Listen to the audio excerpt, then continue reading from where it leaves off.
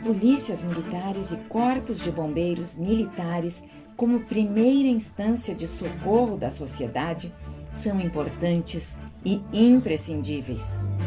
Quando um policial militar ou um bombeiro militar ingressa na carreira de militar estadual, ele jura defender a pátria, preservar a ordem e defender a sociedade, o que significa proteger você, seus amigos e toda a sua família, mesmo com o risco da própria vida.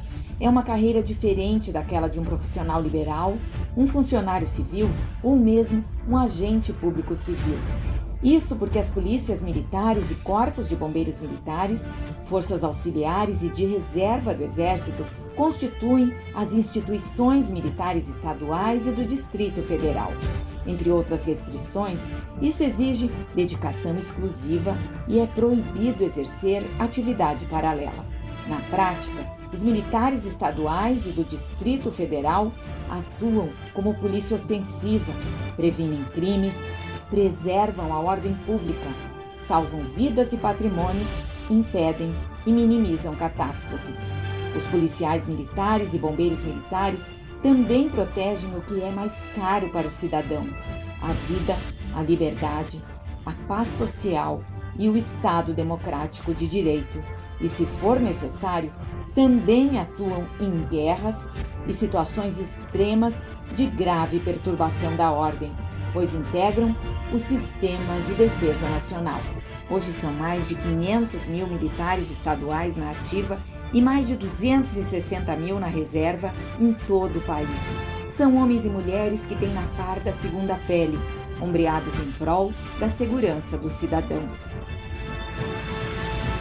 Apesar das premissas semelhantes de hierarquia e disciplina, dependendo do Estado, os benefícios, direitos e deveres variam, e isso precisava ser corrigido. O que acontece é que, ao contrário de outras classes que usufruem de uma lei orgânica, como a magistratura, o Ministério Público e a advocacia, os militares estaduais permaneceram mais de 50 anos regidos por um decreto-lei ultrapassado.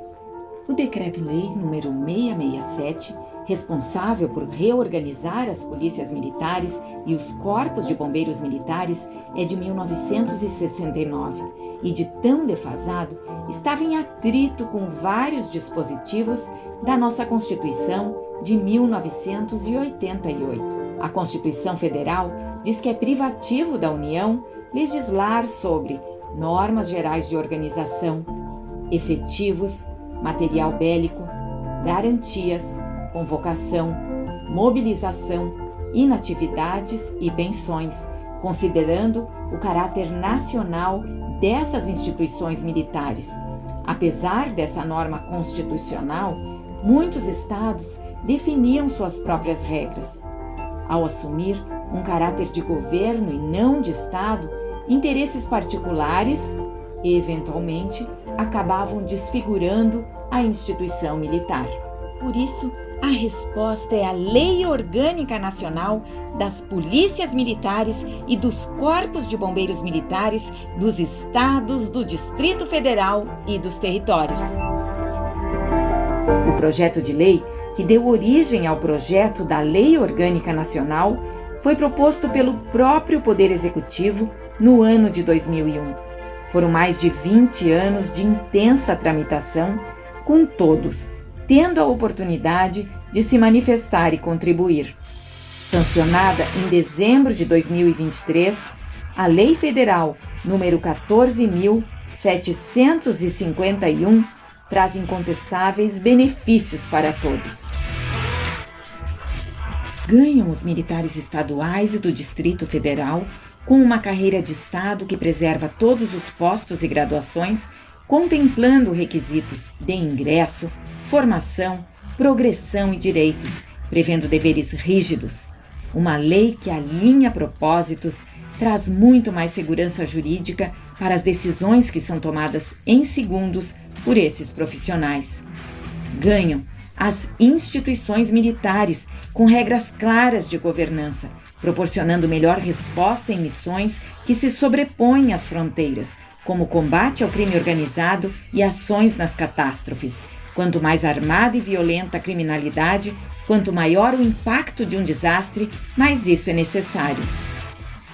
Ganha a União, com instituições militares estaduais e do Distrito Federal tendo uma organização nacional simétrica, com maior coesão, se convocada em caso de necessidades extremas.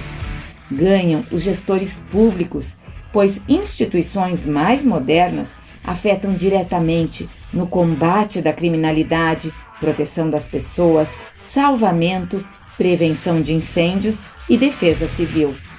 Ao atualizar um decreto-lei que estava em vigor há mais de 50 anos, a nova lei não resulta em federalização.